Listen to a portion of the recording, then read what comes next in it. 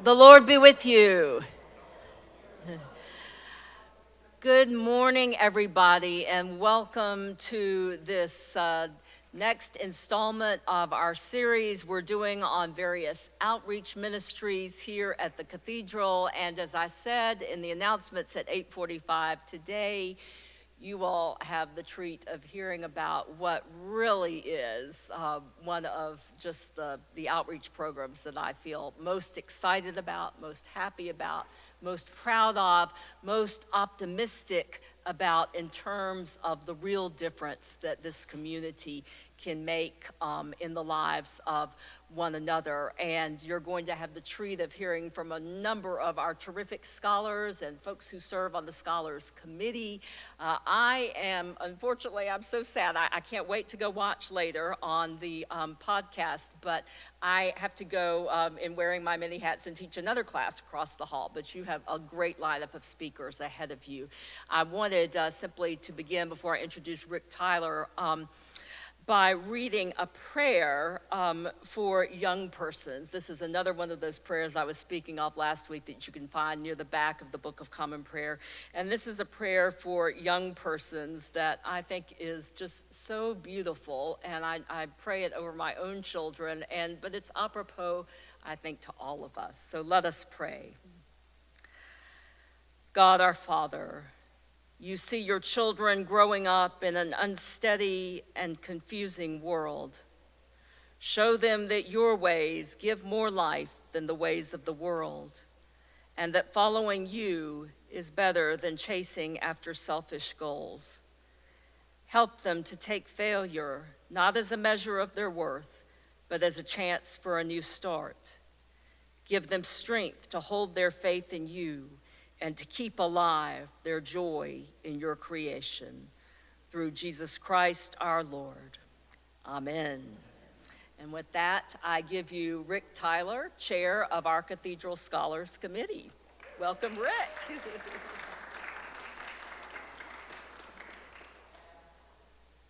Well, it's a joy to be here today to tell you a little bit about the work that we are doing. All of us are born with certain gifts and abilities. And for most of us, probably all of us, education has played a critical role in helping us achieve some level of proficiency in utilizing those gifts and abilities. Like other scholarship programs, we are trying to provide access to education by providing scholarships. But we do that in a way that I think is fairly unique. We have some basic principles or guidelines that we're following, and I'd like to briefly share those with you. The first one is what I'll refer to as mind the gap. The first time I got on a subway in London, as I stepped from the threshold, from outside the car to in the car, as I crossed the gap, I was quite taken with the recording in the PA system that said, mind the gap, mind the gap. Well, we're minding the gap in this committee. Let me tell you what I mean by that.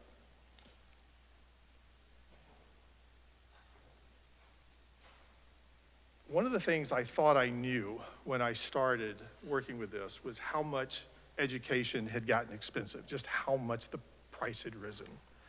But I've really been surprised by what the situation really is.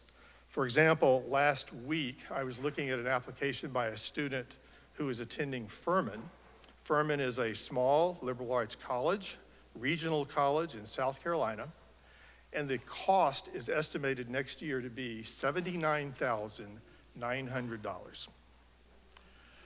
We have another student who's going to school up in the Northeast, and the cost this past year was over $100,000.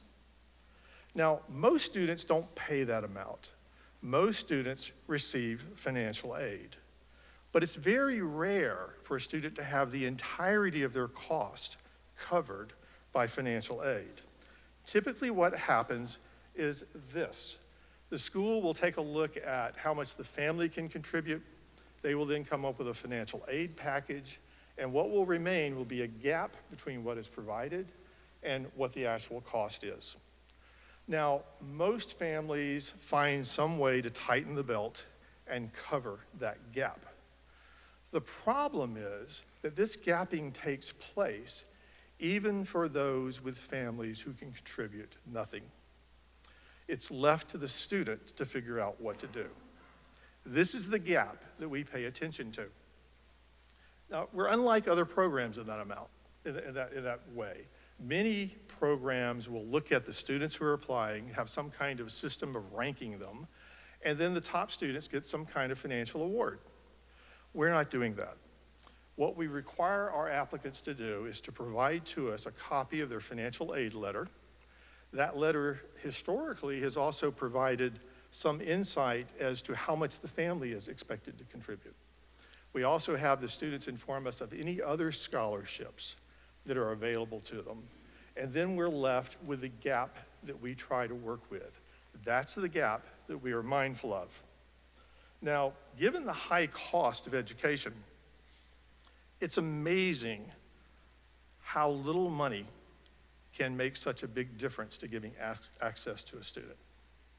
For example, Nancy Bean, who'll be speaking in a minute, told me about a conversation she had with someone in admissions at Georgia State. And the person shared that they have students who fail to matriculate because of a $500 or $600 gap. $500 or $600 makes the difference in that student going to college or not going to college. What we typically see is something like this.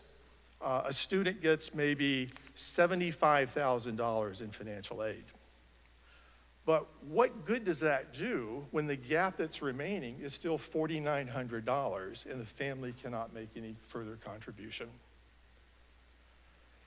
It's amazing. That's a great return on investment. $600 there, here, $4,900 there. Small, relatively small amounts can have great return. $4,900 can be the difference between a student not going to college or getting an $80,000 education. So that's what we're trying to do. I'll tell you right now, it's a lot of work to do it that way. It's much simpler to just rank order them and then hand out money. But we think that this accomplishes a number of things. It allows us to extend aid to more students, and it allows us to get the maximum impact with the dollars that people in this congregation contribute to this program. So we think that's the way to do it, to take that extra effort. A second principle is that college is not for everyone. We recognize that not everyone wants to go an academic route. Some people are looking to learn a trade or get some kind of certification. Our program is open to them to apply as well.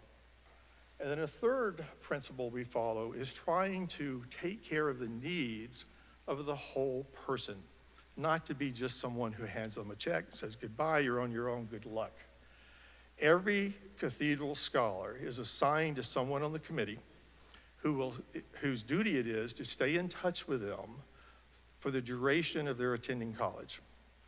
Because if they're having some kind of personal or academic struggle, we want to know about it. For example, sometimes they can be very small. Last year, we had a student who needed a winter coat just to get through a New England winter. But at other times, the student might be struggling and they need some guidance, and we have a number of people on the committee who can provide guidance. They need support. Sometimes they need a tutor. So we want to stay in touch with the students, support them in any way we can, because we may have resources that will help them to be successful in this endeavor. And then the fourth area, the fourth principle that we try to follow is to involve members of the congregation. If you're like me, and I think most people are this way, we all are open to and looking for opportunities to make a difference in the world. And I think this is one of the ways that we as a congregation are making a difference. In a little while, Becky will be talking to you about some of the ways that you can help. So I ask you to consider that, because I think this is a very worthy program. I'm going to turn it over to some of my colleagues in the committee and to a couple of the students. What we thought we would do, Nancy Bean is going to come up and talk to you about the students, who they are, and some details about them.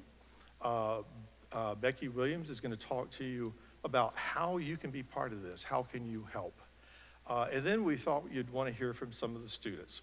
So I have Nicole Baños here, and I have Emmierose Scates here. And they're going to come up and share a little bit with you. And then we also have one student who could not be with us, but who has a rather unusual story. I'll introduce the video, I'll show in a minute now. He recently was asked to give a presentation to the New York Bar. He's attending law school in New York City. And what you'll see is not his presentation, but a rehearsal of his presentation. He sent it to us and gave us permission to show it. And I think you'll find his story very interesting, and yet another aspect of the ministry that we're doing in helping these students. So at this point, I'm going to turn it over to Nancy and let her talk to you a little bit about students.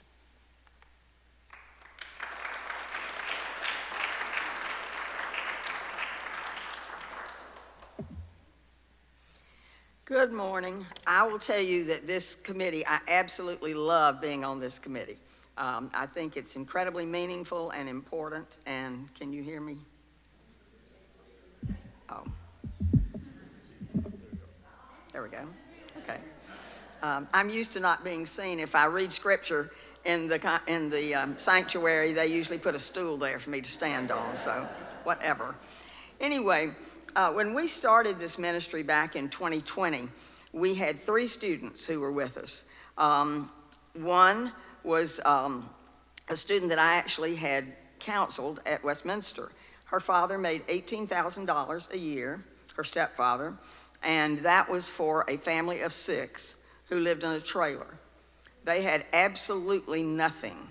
And she ended up going to the University of the South, to Sewanee, and thankfully they gave her all the money she needed except for the $5,000 that we gave her. So she was one of the first ones. Then we had 2 that were graduate students. One who went to Georgia, graduated that year from Georgia, her undergraduate degree, and is with us today. And then we also had another student who was a graduate student at Georgia State, working on her PhD. She only applied that year, so we just scholarshiped her for the 1 year. So those 3. The next year, we added one more member of the church, and she was working on her MBA at the University of North Carolina at Chapel Hill, and has now graduated and is also on our committee. In 2022, we had sort of put out the word that we had this possible scholarship. And so we had several students who applied to us from Cristo Rey. I don't know if you know that school that's downtown, but it's a wonderful school.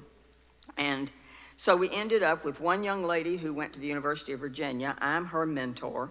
And since I go up there fairly often for a board that I'm chair of, I get to take her to breakfast, lunch, dinner, and we stay in touch primarily that way.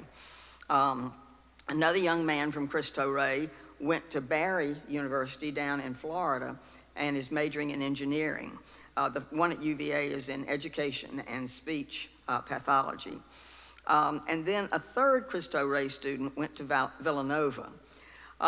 Then we had a young lady who was from Landmark Christian Academy, but we ended up not scholarshiping her anymore. And then a young man who was at Georgia State, and you're going to hear from him on the video. He was a senior that year and now is at Fordham Law School in New York. And then another church member who was at ended up going to Mercer University, and she is probably going to transfer from there. So as these students go through this process, they sometimes realize that the particular school that they've chosen may not have the kind of major that they end up really being interested in. And then another one who started at Oglethorpe, was a church member here, has transferred to Georgia Perimeter because she wants to do dental hygiene work. And then a young man who was introduced to us through one of our church members who does the prison ministry up at Arundel State Prison. She had worked with his mother. He had really struggled when his mom was in prison, and she finally was allowed to leave prison and came back, and she and this young man were homeless at one point. So he went to 3 different high schools, did not do well at all at the first 2 high schools, and then ended up going to Marietta High School as a senior, graduated from there and had a wonderful experience, did well.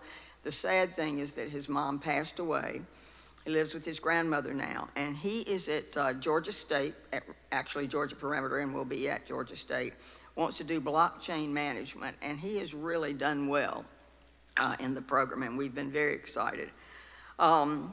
Then we also had, in 2022, another church member who goes to Pace University in New York, and then one that came from North Atlanta but did not reapply to us later. And then in 2023, this past year, we had several more students from Cristo Rey. And one of the decisions that we made as a committee was that we are going to try to focus more on our diocese and our church.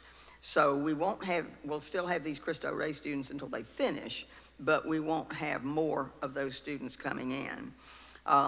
One of the young ladies this year from Cristo Rey is at Howard University and had a 4.0 average the entire year, so she is doing incredibly well. And then another one from that school went to Notre Dame and is doing well. And then we had a young man that George Maxwell introduced us to, who's Sudanese, and he's at Furman University. And so that's another one of our scholars. And then we had a young lady who last year at the ministry table came, and Lyons Brewer had already met her, and so we've worked with her. Then we have a young lady who's at North Georgia studying nursing. And then we have a young lady who's at Holy Cross. So you can see that these students are going all over. And then finally, we had a young man who was at Morehouse. We are not going to be going forward in terms of helping him. So most of these students have done really, really well. But it still is a struggle for some of them, particularly with having had COVID as part of the whole fabric. It's not been easy for these students in terms of college, but most of them have been wonderful and have done well. And then this year, we have a student who is a church member who's going to Kennesaw, another one who actually is at St. Michael and All Angels out in Stone Mountain, and we are sort of doing a partnership with them where we are trying to, this is the idea, to spread the ministry more to the diocese and within our own church. And one of the things that I was told is that of all the scholars we have now, all but 7 of them have a direct church affiliation. But this young person is going to Xavier in New Orleans, and so also has the scholarship. And then we have some twins who have grandparents who go to the church, and one of the twins is going to UGA and the other one is going to Kennesaw. So this is just, I was told I could only talk 5 minutes, or I would have told you a whole lot more about some of these young people. But we are having a wonderful time, and we do other activities, which some of them may address in just a minute, but other activities that helps us to get to know the students better, helps them to get to know us, hopefully develop a sense of trust, and we get to develop these relationships that we absolutely love. So thank you.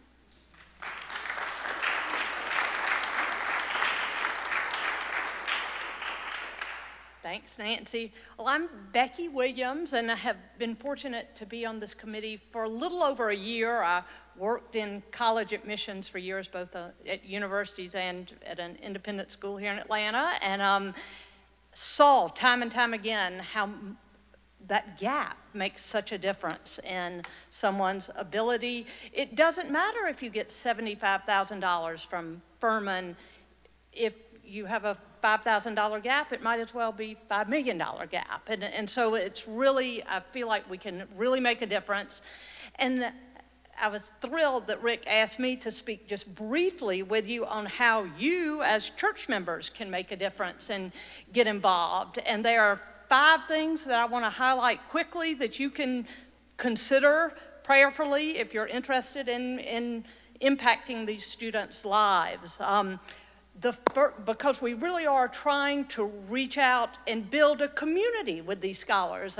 Those of you who were at the 8:45 service heard thee speak about how important it is to have those mentors in your life. And so there are some real easy ways that you could help us and help these young people. One is we are starting to offer classes in the summer and maybe at the Christmas break for the students on things like resume building. We've already done, had a church member do an interview skills workshop, Dress for Success, things to kind of help these students as they're transitioning into their next phase. And we are blessed at the Cathedral of St. Philip with people with amazing resources, and I think that we're going to really be able to grow that program. Also, something we're just starting is an advisor program. So I'd ask you to think about, is this something you might be interested in, where we hope to pair our scholars with an advisor who hopefully has a contact or is working in the field that our scholar wants to go into. And so again, this is going to grab coffee. Maybe you have an internship opportunity in the summer that you could tell them about. Maybe you want to help them, put them in touch with a colleague, a friend from another, maybe that you went to college with and they work somewhere else and they may be able to help them with a job down the road. So I do ask that you think about, is that something that you might be able to help these scholars with? The third way that you could help is to think about possibly helping us sponsor different events that we hope to do and continue to do for our scholars. This summer we were able to take them to a Braves game, and we do a barbecue event that's coming up in just a couple of weeks. But even simple things like we've had someone volunteer to help bake cookies that go in the care package that we send to our new scholars at exam time. So they're just, you can kind of think outside the box of ways to get involved. The fourth, certainly we need additional financial contributions. So that's certainly a way that is, can truly make an impact in these students' lives. And then the fifth and final way is that we just ask that you join us in praying for our scholars and our committee members and all the applicants. We're unfortunately not able to scholarship everyone. The program's grown and we have more applicants this year than we're able to scholarship, but we've as a committee pray for those applicants that we're not able to help. But that is something that we ask that you all join us in. Thank you.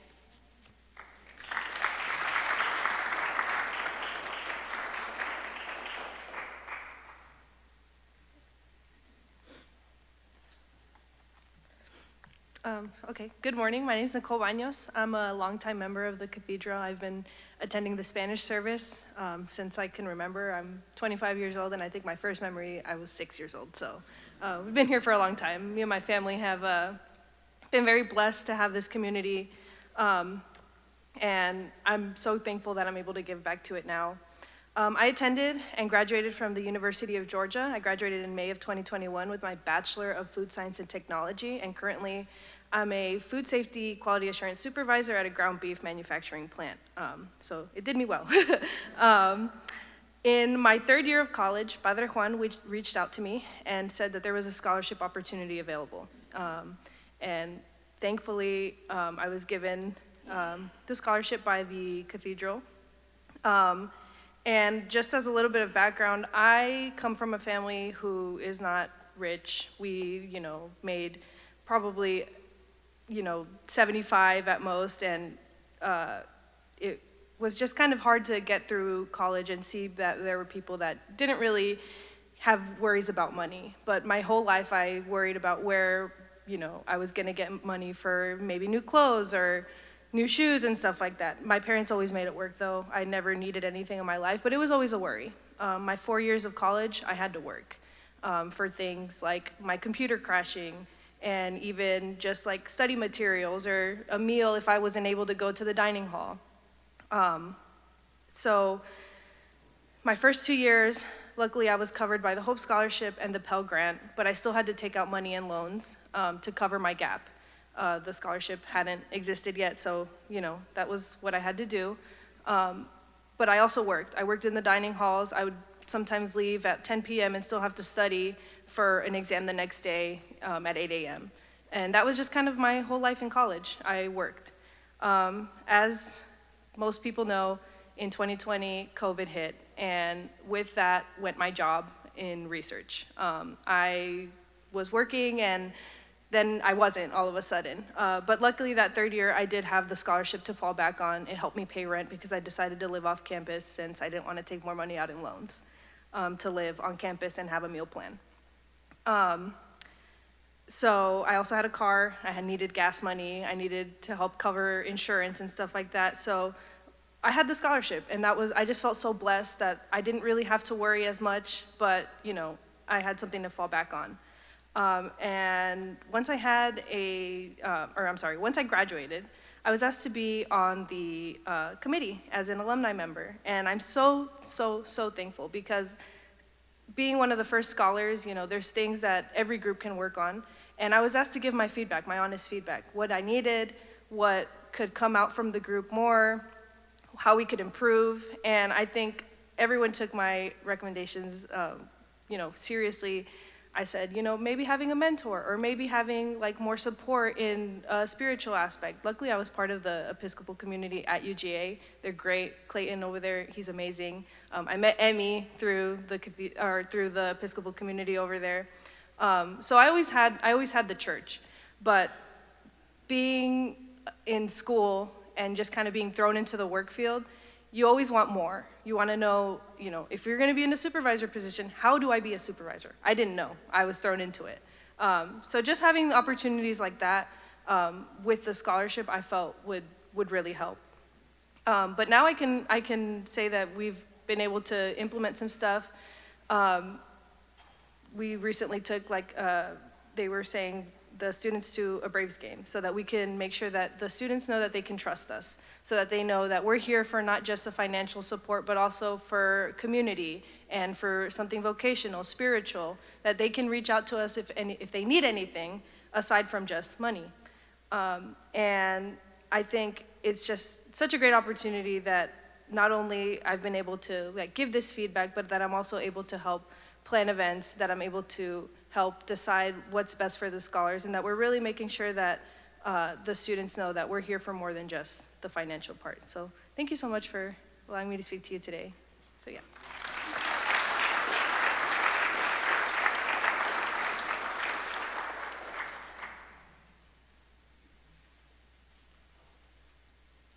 Good morning. Can everyone hear me clearly? Nicole and I decided to match today. We're all wearing blue. All right, so as Rick introduced me, I am Emmierose Scates, and I'm here to talk to you today a little bit more about my relationship with the Cathedral and how the Cathedral Scholarship played a role in my education journey, and why I think this program is really important and a good mission for the church. So I started coming to the Cathedral with my grandparents, Charlene and George Watson, when I was about yay high. So if I look familiar, that's probably why. And it really exposed me to a lot of different opportunities, like volunteering with Vacation Bible School, the choir, acolyting, and now I'm ushering with Rod for the Sunday service, as well as for music concerts. So there's a lot of variety there, and I've seen a lot of different parts of the Cathedral. And I describe my relationship with the Cathedral as morphing and changing as I've gotten older. And I relate this to the heartbeat, and I'm gonna get cheesy, so just stay with me. But the heartbeat has periods of highs and periods of lows, and then a baseline. So throughout your life, you go through periods where you're your best self, and periods of where you're your worst self, periods of the best time of your life, and periods of, wow, I'm really in a crisis. And this cathedral is that baseline, that structure and support that you can come to reground yourself and forgive others and move forward. So I really found this experience when I was struggling, trying to figure out what I wanted to do once I had graduated from the University of Georgia. I had studied biology there, and I wasn't really sure what I wanted to do. I knew I wanted to do something in healthcare, but not exactly what profession. So I decided to work as a phlebotomist in the laboratory, and I was drawing blood on the floors. And this was so life-changing to me because I got exposed to the emergency room, the OR, labor delivery, general med-surg, all of those areas. I definitely saw all different parts of the hospital and different professions within it. And I realized that nursing, God, is that you? Sorry. I realized that nursing was my calling. But this felt like a step backwards because I'd already finished 4 years of my undergrad at UGA, and I was thinking, man, is this really worth it? I've already maxed out my hours for the Hope Scholarship. And I was thinking, I'm going to have to sacrifice my job. I'm going to have to go back to school. This is just a crisis, it felt like. And this is when I turned to the Cathedral for help, and this is when I learned about the Cathedral Scholarship. And it really was such a relief to have this support, and it allowed me to move forward and feel more excited about my pursuit in nursing. So, let's see, what else should I say before I start rambling? Okay, so I feel like I have a unique perspective of this Cathedral Scholarship because I've seen how the Cathedral has functioned in my spiritual journey as well as in my educational and career pursuits. And I really think it's so interesting how the Cathedral has integrated into my adult life. So it's not just, I think nowadays a lot of people in our age group, and I'm sure Nicole would agree, is that a lot of people grow up in a church, but they never really come back. And I always feel like the Cathedral has kept my mind open, has never been a source of stress or fear. And I think that that is something very special. And I think that education is something that is priceless. And this cathedral, or this scholarship, has affected so many different types of people from different backgrounds and involved in different things like food science, nursing, law school, and different parts of their journey. So 17, 18-year-olds that aren't sure of what they're doing, people like me who's going back and getting more education, people that are going on to law school. So I think that is so great that there's that variety there. And I think this is really important to grow this resource and invest in these future cohorts because all of us are trying to better ourselves and go back and serve the community, but if finances is a barrier to that, how are they going to do it? So I know that I would not be here where I am today without the help of the Cathedral and this scholarship, and I'm sure that most of you also feel the same way. So I am so grateful that I got the opportunity to be a recipient of the scholarship and also come talk to you guys today a little bit more about me and my relationship with the Cathedral and how this Cathedral Scholarship has impacted my life very much. So thank you so much.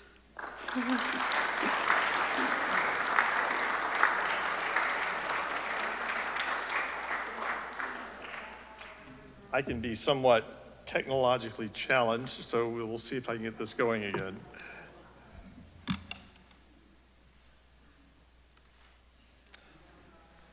Okay, the person you're about to hear from is named Christopher Hayes.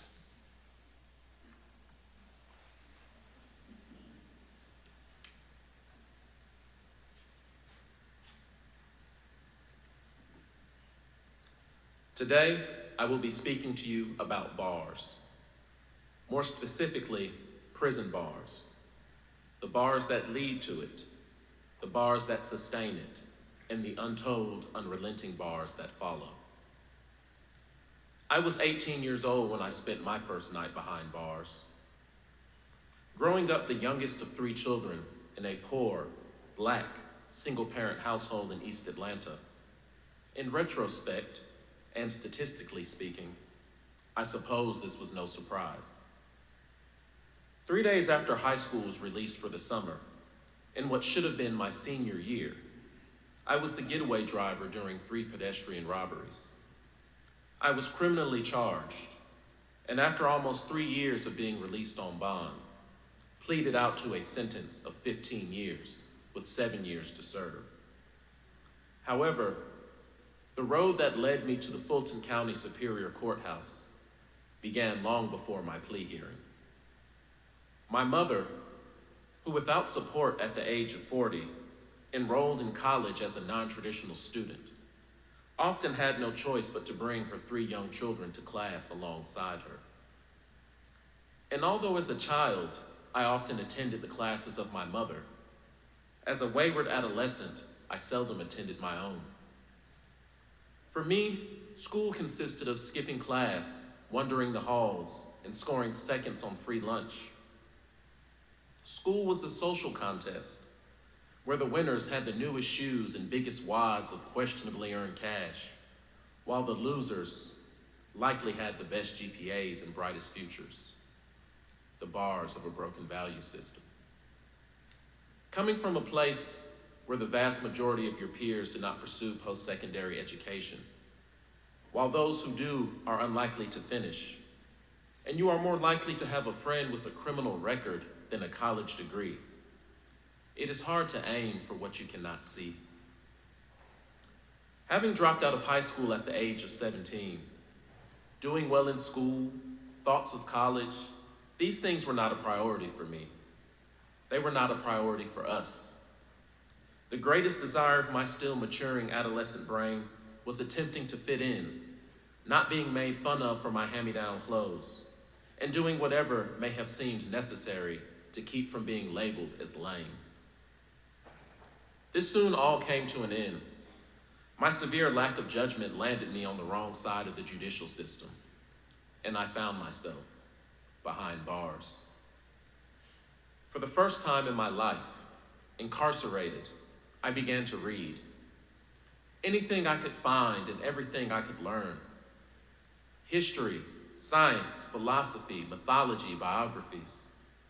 Eventually, I yearned to study something more tangible, something I could use and feel. With a tattered dictionary, worn-out workbook, and homemade flashcards, I began to study Spanish. I studied Spanish for hours on end, every day. And at nighttime, when the prison staff turned off the lights, I would go to the bathroom area, the only place that remained lit, and continue to study there. With few resources and minimal tools, the bar set before me was high. After 8 months, I was fluent in Spanish. With my newfound proficiency, I volunteered in the educational department, teaching ESL, English as a second language, to fellow inmates, many of whom struggled to read in their own languages. And although I was not confined by them, I could only imagine the bars imposed by adult illiteracy in the 21st century.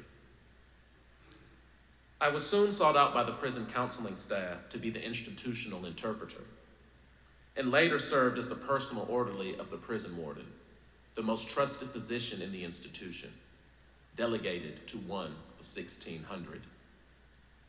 After serving 6 years, I was released from the visible bars of prison, only to discover the invisible bars of the free world.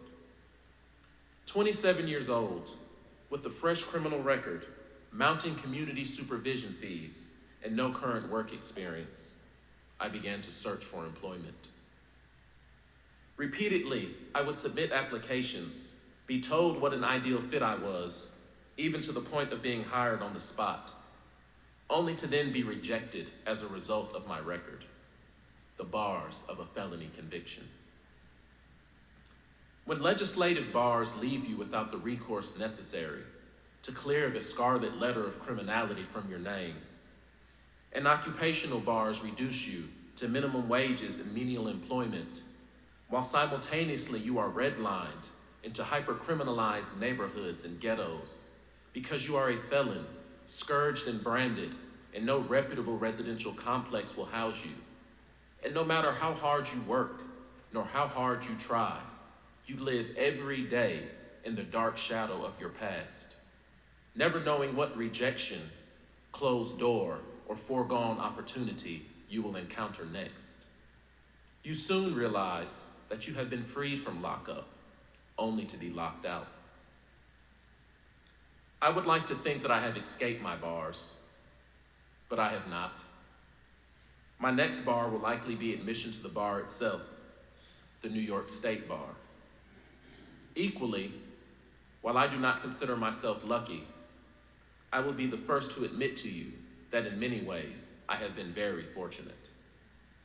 I had a family and friends who cared about me, and many people along the way who, for no reason other than their own, invested in me, afforded me opportunities, and wanted to see me win.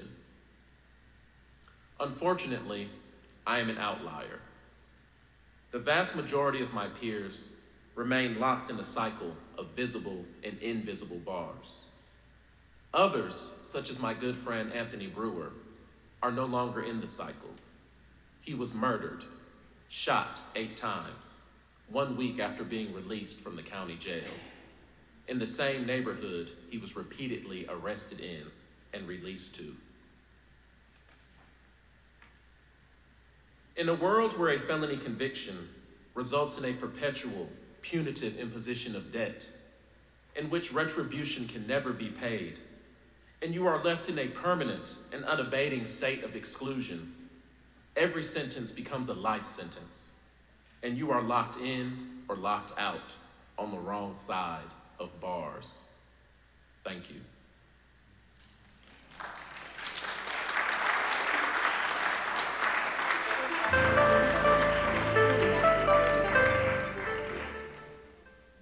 I don't know how to turn that off.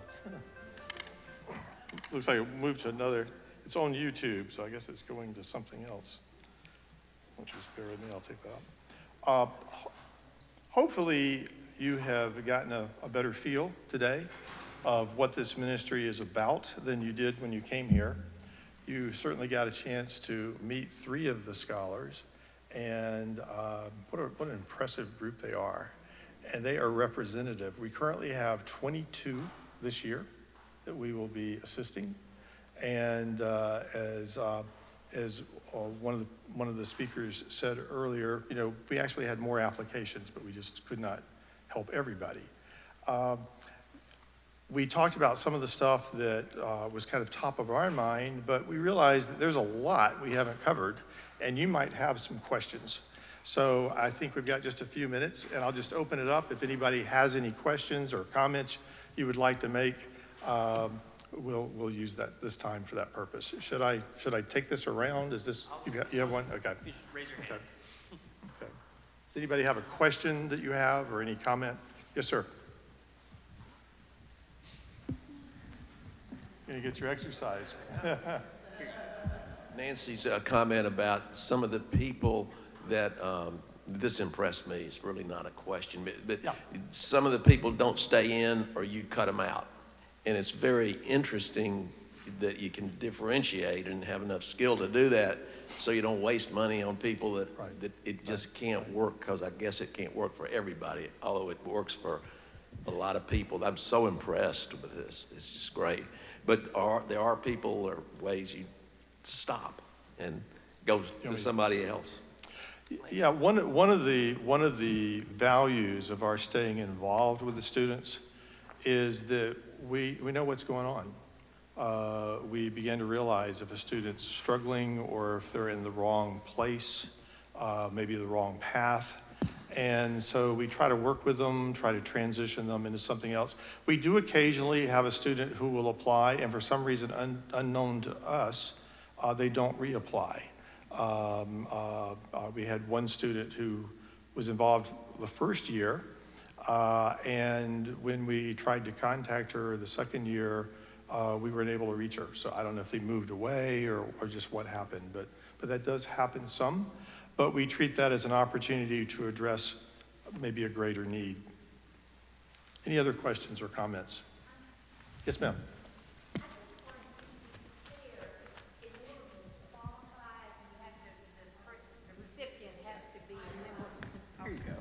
In order to qualify, a recipient has to be a member of an Episcopal church in this diocese? Now, that's a great question. That's a great question. They do not. What we do, we do give preference to students who are a member of the church or to students who have some connection with the church. It might be, well, a perfect example, the student who's at Furman came to us through George Maxwell. So part of the reason we give preference there is because we feel with them it's easier for us to be more than just a check. We've already got some relationship or someone through whom a relationship is already existing, which helps us to minister to the whole person, not just give them a check.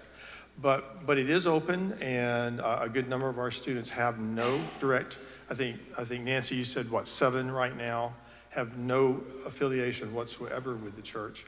But they're important too. And so, yeah, it's open, but we do prioritize the use of the funds for people who have some connection.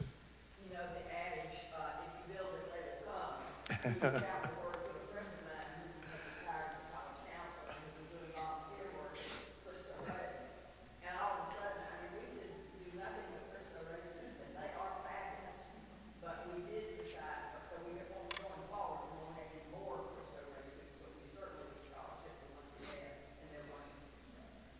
I think we have time for one more question. So we live in a world right now where the government will loan you money to go to college, and sometimes forgive the loan. But how does that work in your figuring out? Great question. Do we need to help fill the gap, or will loaning money loan the gap? Great question. One of the decisions we made early on is that we're not seeking for a student to go through debt-free. Particularly if they have subsidized loans, meaning they don't have to pay anything on them until sometime after graduation, we encourage them to accept those up to a limit. And we try to watch what that balance is. Nancy, I think you've been our guide in that.